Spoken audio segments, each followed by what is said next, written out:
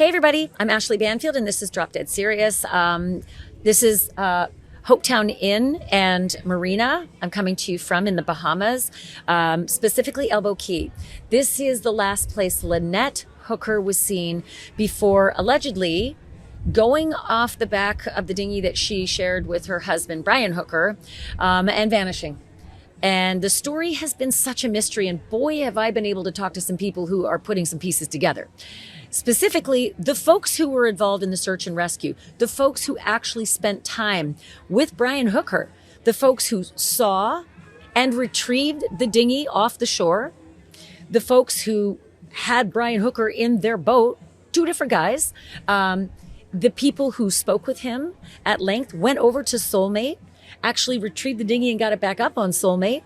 I should let you know that the music that you're hearing is a wedding. I think it's like a wedding party. Take a look over here. This is, again, Hopetown Inn and Marina, and it's really nice over there. They're having this lovely little event. So you'll hear the music and probably some lively merriment. Just FYI, that lighthouse right there, that lighthouse is Candy Stripe Lighthouse. It's one of the only ones around that is actually kerosene and hand cranked. Super interesting. It's a very interesting point, like tourist point of interest in Elbow Key and particularly Hopetown and the marina that I'm at. So let me get you started. I spoke with Pete Colling, and Pete is with the Hopetown Fire and Rescue. He's a team leader. He responded on Sunday morning, April 5th.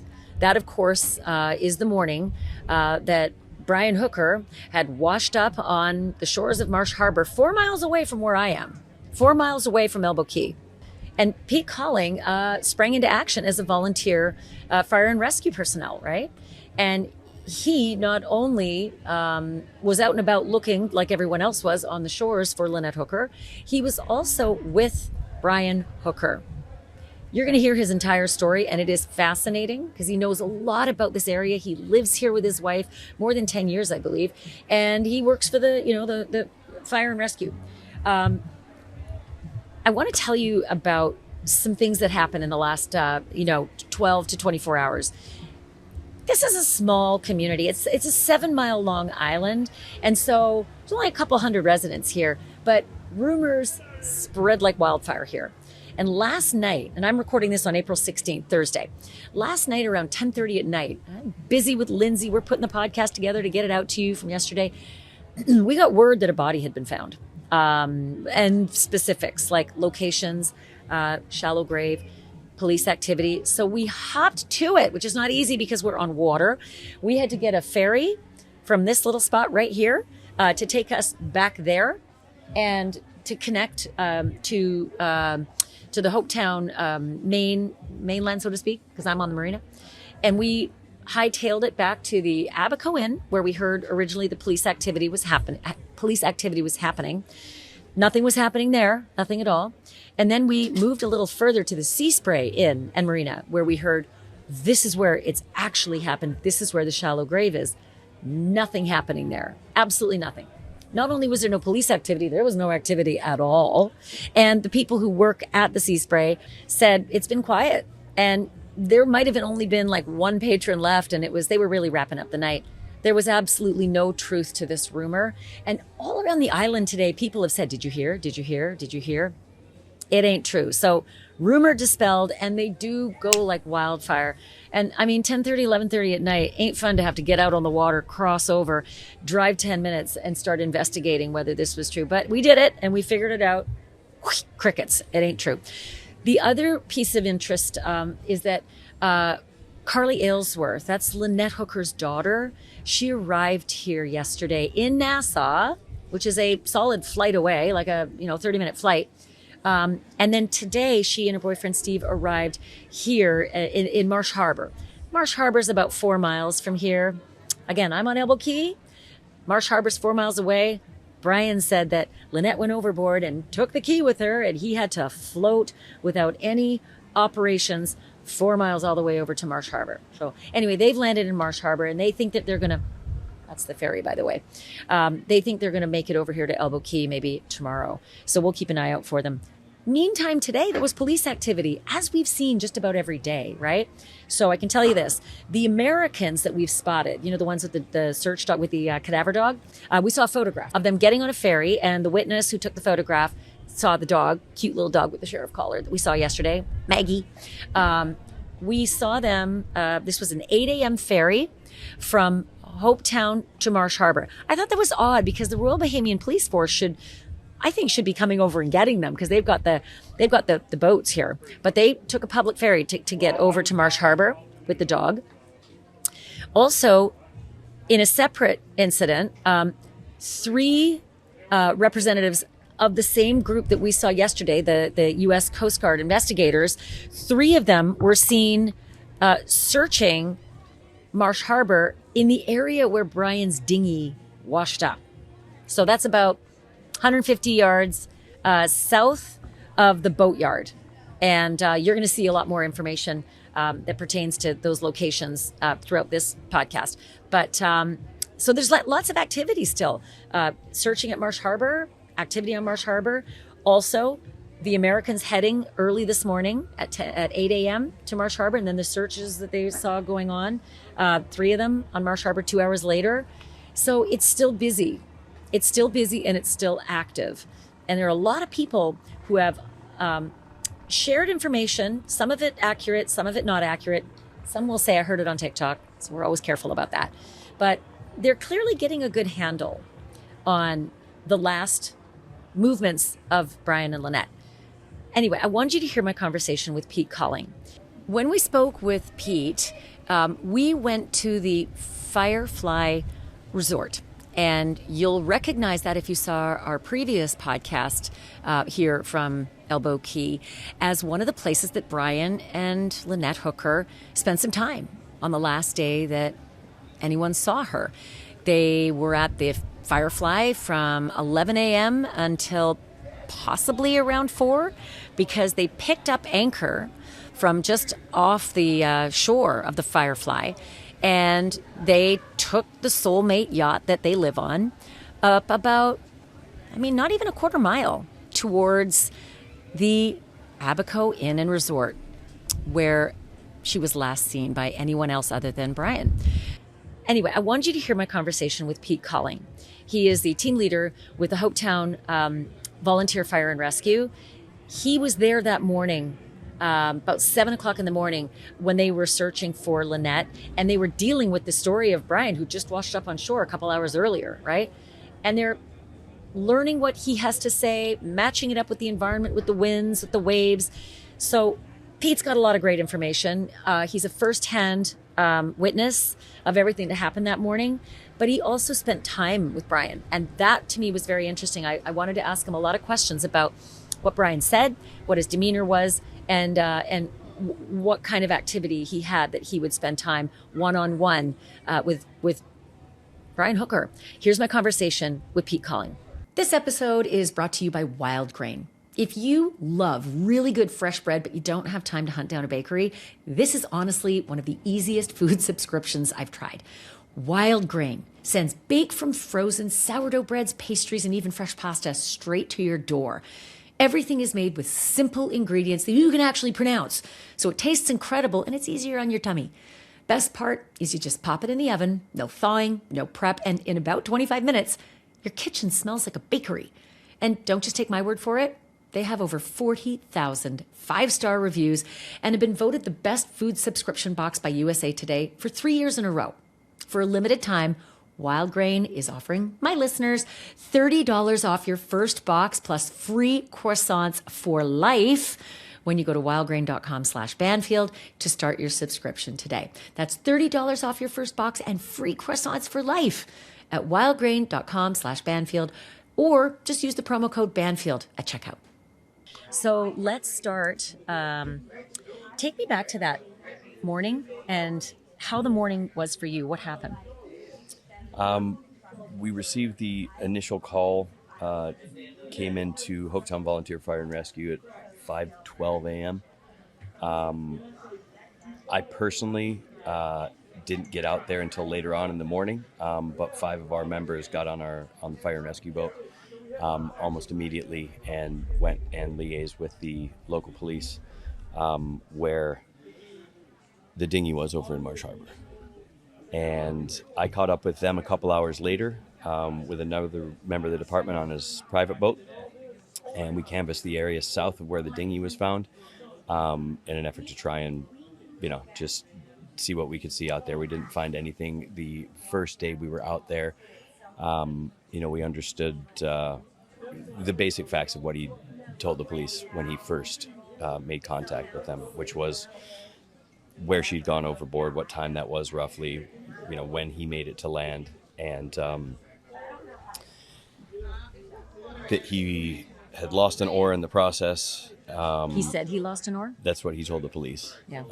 Said that he had at some point anchored his dinghy, fired a flare. Single flare or fired multiple flares? What was he clear about it? Wasn't clear about that. Okay. But said he'd fired something. That was what we understood again, and this was the information. You know this area. You know boating. You know mariners. If someone fires a flare at 8 o'clock at night, it's dark here. Would everybody see it and know? Oh my God, there's a flare. You would think. It's not impossible that it would go unnoticed. We have to obviously be most concerned with the facts, and it's not probable, but it is possible that he fired a flare and there was just nobody there to see it. But I would say it's pretty unlikely. Saturday night is busy, right? The anchorages are busy. And if we did, if somebody sees a flare, word gets around and fire and rescue is notified. And we were not notified that night of any flares being set off. I think about, I've spent a lot of time on boats, and sunset is one of the nicest and busiest times to be out on the back of your boat, not inside the cabin, not noticing if there's something in the sky. Would that be accurate to say a lot of people on a Saturday night would be out on their boats on the anchorage? And for sure, there would have been a good few people around that could have seen a flare. Yeah. But no one reported a flare anywhere. Not to our knowledge, no. Tell me what your experience was when you first encountered Brian. Another member of the department and I, so this is Monday morning. Sunday was the initial day of searching. And Monday morning after that, we had spoken with the local police and told them that we were going to go and retrieve the dinghy. So another member of the department and I went over in his personal boat, and his boat was a little bit smaller. It could get in to this small places. And we went over there, located the dinghy, and, I pulled up, kind of jumped off in waist deep water and went over to the dinghy. So you're the first person to encounter the dinghy that was beached up on Marsh Harbor? First person from the department, I believe. Okay. And nothing was moved around there. We had things that I noticed was, there was one oar in there. Was it broken? Because he told his friends he had a broken oar. No, there was only one. But there was only one oar in the boat. There was a spent flare. I only noticed one. Flare gun? Flare gun. And you could tell it had been fired. Correct. There were 2 PFDs, 2 orange life jackets that were there. On the bottom of the floor of the dinghy? Just on the floor of the dinghy. And did they look old or waterlogged, or that they wouldn't be useful? They were only there for legal purposes. Like, is there any chance they were useless? Probably not.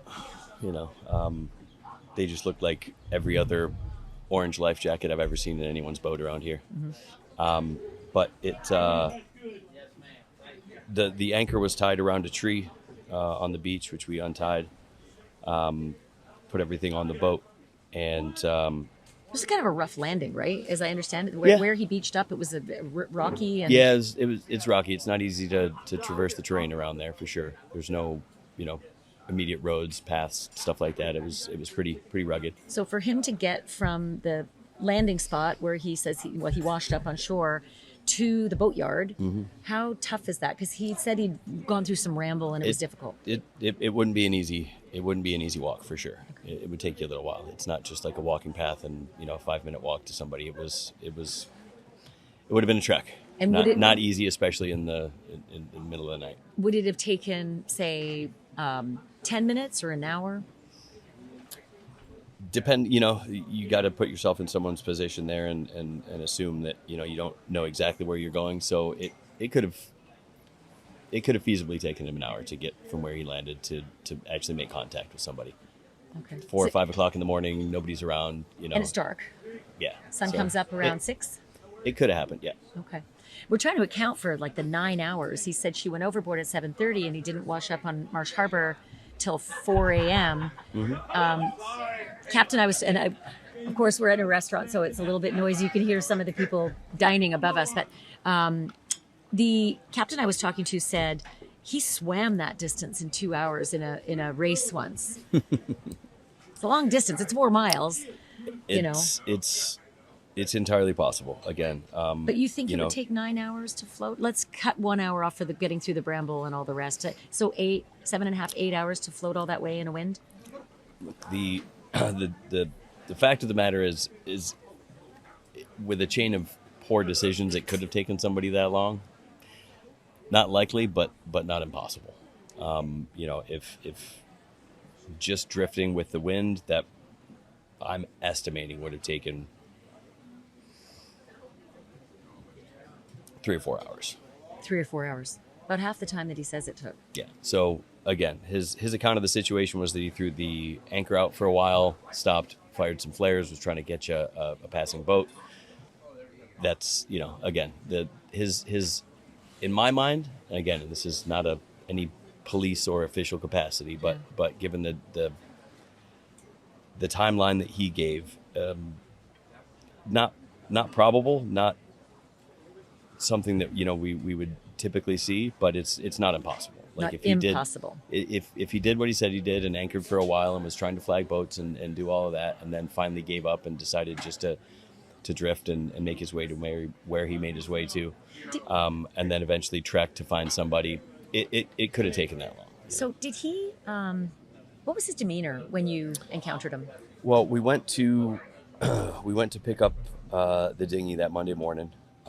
Brought it to him, pulled up alongside his boat. He was just, gratitude was the first thing. He was very happy that we had, showed up, that we went and brought him his dinghy, so that he could get around. He said he was looking forward to, he wanted to pull the anchor so that he could get his boat back to Marsh Harbor. He said he had some friends and family that were arriving that were going to help him with the search. So we were happy to help him out. I helped him get his dinghy on board. And he was just very grateful. Seemed stoic, and not overly emotional. Did he seem? I mean, listen, it's hard. Everyone's different. Did he seem like the kind of guy who just lost his wife at sea a few hours earlier? I honestly hate to everyone is different. He's from what I could see from his tattoos was an ex-Marine. He had USMC tattooed on his on his shoulder. So that was one of the things that kind of led me to believe he was just a little bit more, all business, stoic. I've been around a lot of sailors living here for 10 years, and he was just very matter of factual. We need to do this, and then we need to do this, and I need to get out of here, and I need to go and pick up my family and continue the search. So that was it. I didn't, we were both grew up in Michigan, or I grew up in Michigan anyway. Had a little bit of small talk about being from Michigan.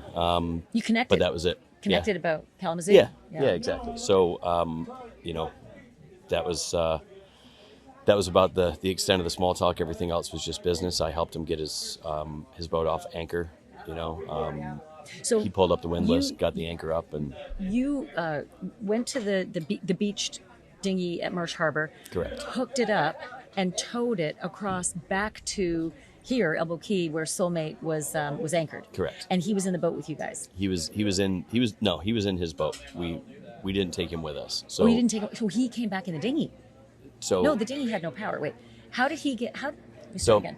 How did you all get back from the beached dinghy at Marsh Harbor back to here at Elbow Key? We took a private boat over there. Another member of the department and I took a boat over there, hooked up to his dinghy, towed his dinghy back to Soulmate, which is where Brian was at the time, so he was already on the boat. Someone else brought him back over to Soulmate? Correct. And tell me what it was like when you were towing the dinghy back, because I think you've got a really good description of what that dinghy was like. I tell you what, it was, I wouldn't want that thing.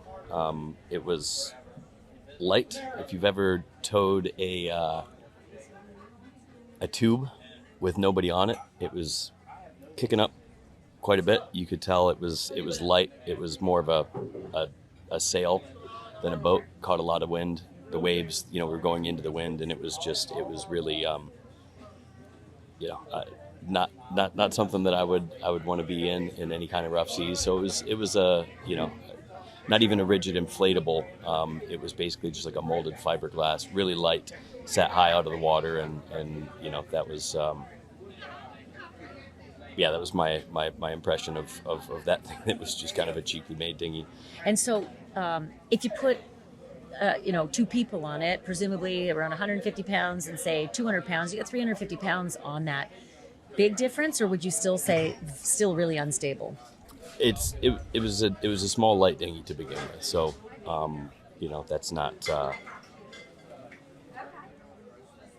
Again, tough to say in the conditions, but it certainly wasn't a rugged, stable boat to start off with. So, again, I'm want to reiterate, I'm mostly concerned with the facts and trying to give every bit of the benefit of the doubt. But it's not impossible that somebody could fall out of that thing, right? That was my impression that if it caught the right wind, it would be a little bit unstable. Do you remember the winds on Saturday night, April 4th, around 7:30? I don't, to be honest with you. There was a few other members of the department that were out that night, just out and about, and they commented on the direction and the force of the wind, that it was kind of substantial. And I know it had been windy all week. A lot of people wanting to go fishing that couldn't, that kind of thing. So, but I personally don't remember the exact conditions that night. From what I understand, captain we've been working with was out that night, said it was about an 18-knot wind. And of course, you're in the lee side, on this side of Elbow Key. It can be screaming over on the other side, but it's nice and protected here. An 18-knot wind, what would it be like just outside that channel at Abacoin?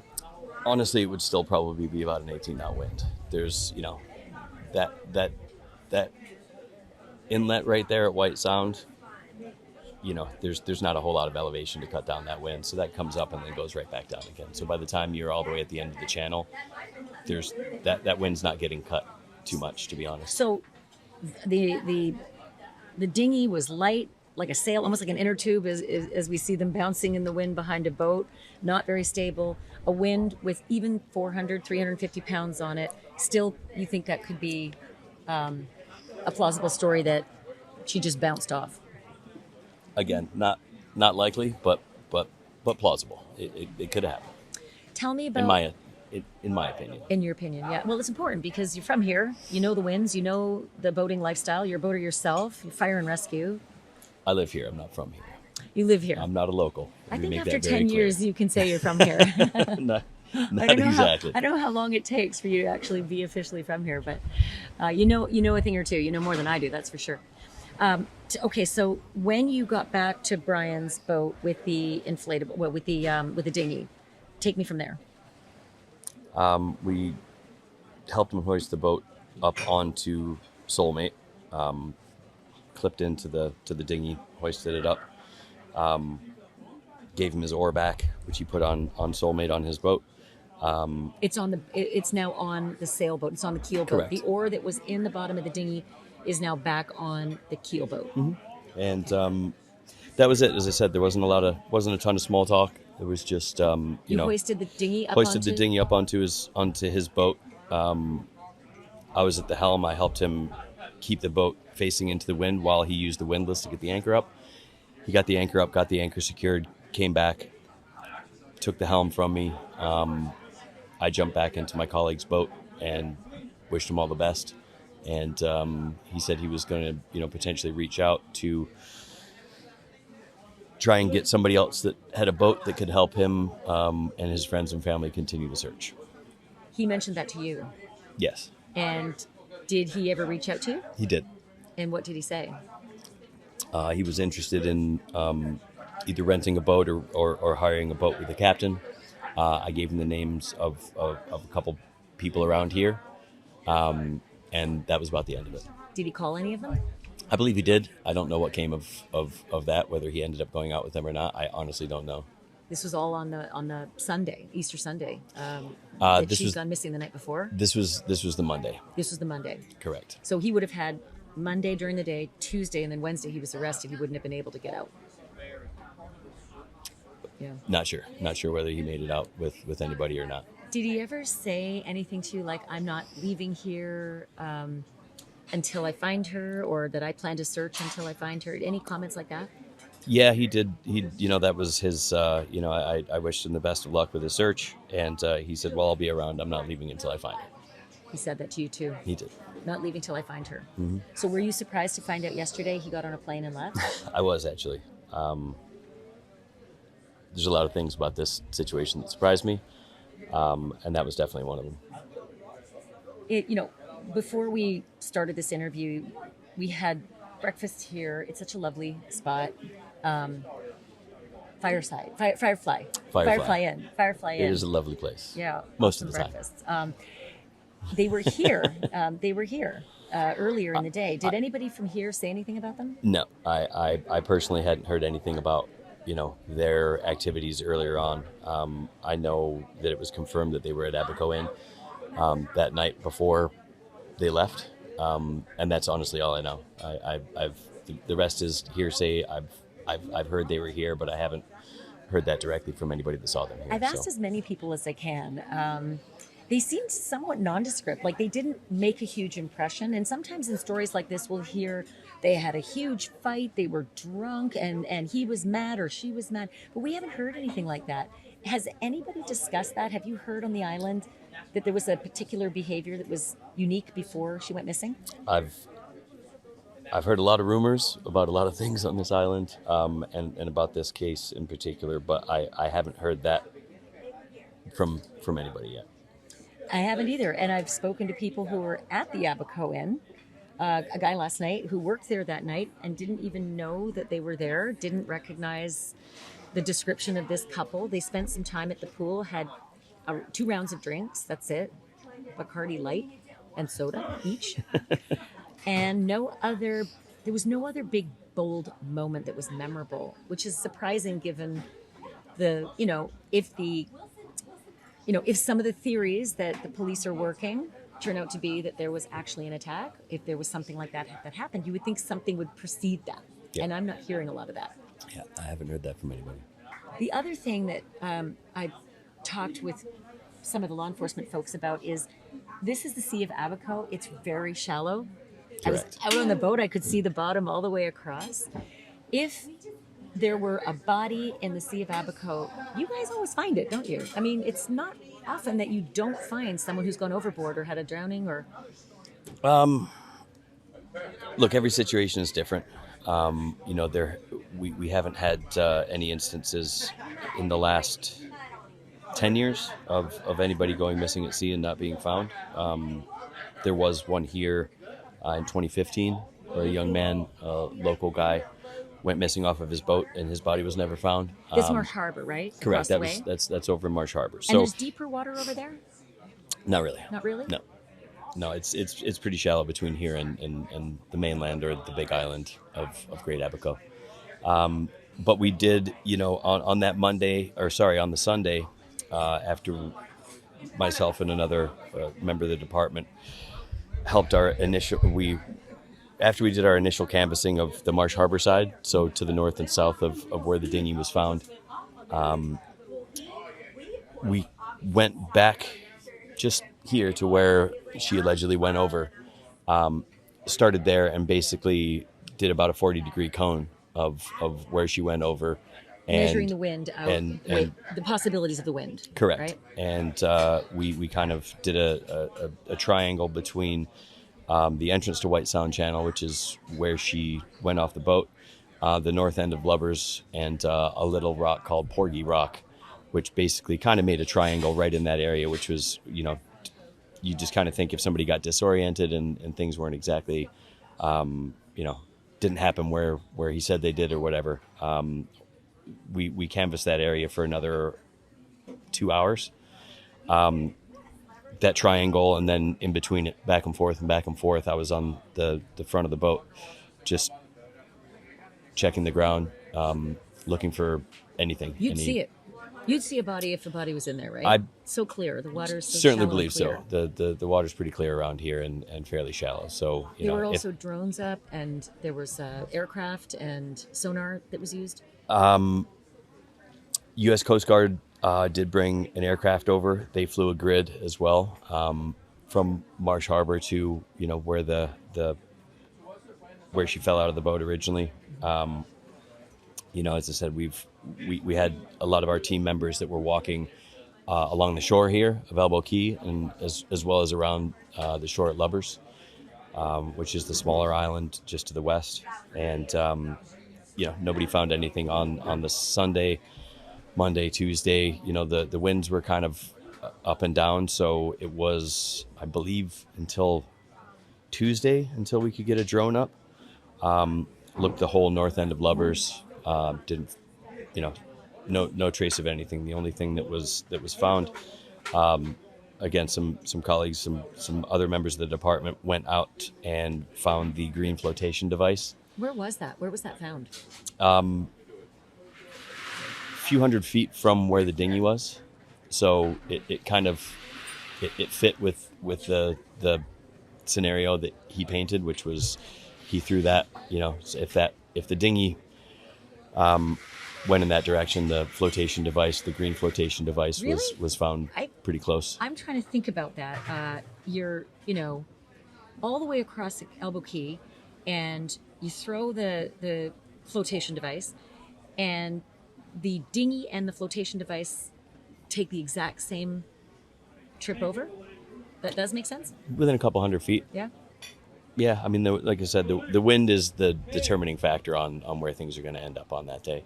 So the other big question would be, he says that Lynette went over with the dry bag that had their passports and the extra.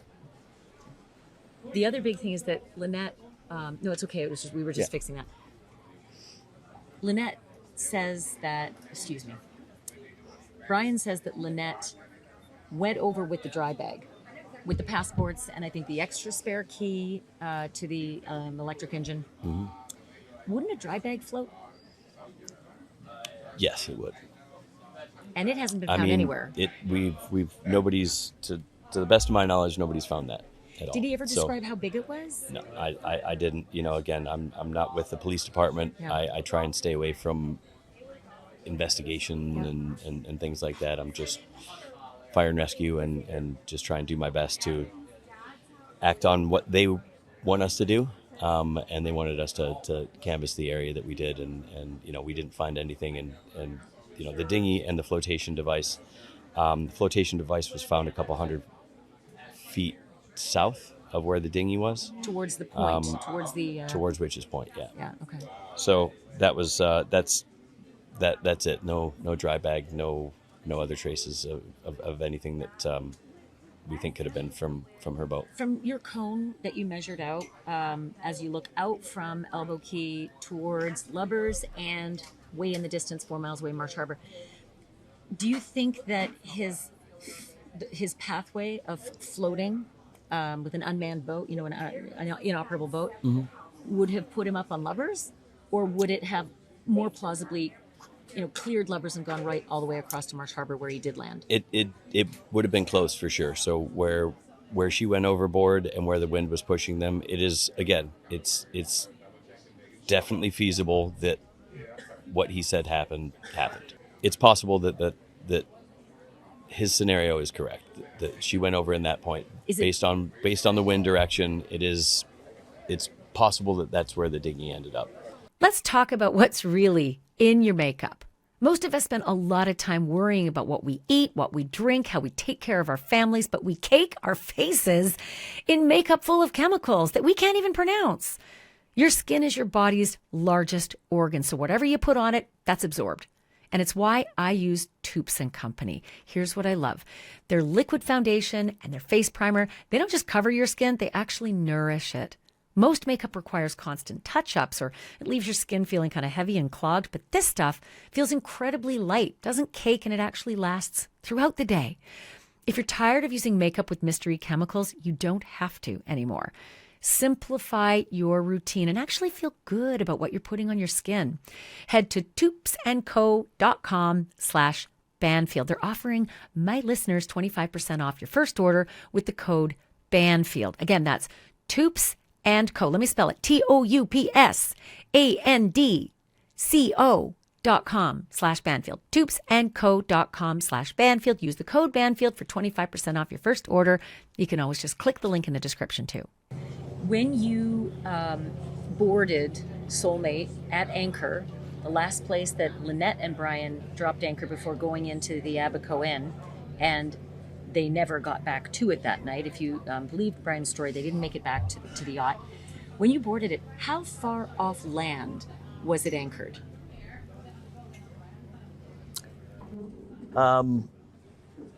200 yards? 200 yards. I'd say, yeah. It wasn't, if you've got a... I mean, that's basically that blue boat. Or maybe the white boat. The white boat. The white boat, right out. Yeah. You see behind, yeah, this white boat right here. So they weren't far off land. The closer you tuck into towards land, you cut down on the wind a little bit. So right off Aunt Pat's? He was anchored right off Aunt Pat's Bay, yes. 200 yards from shore. Approximately.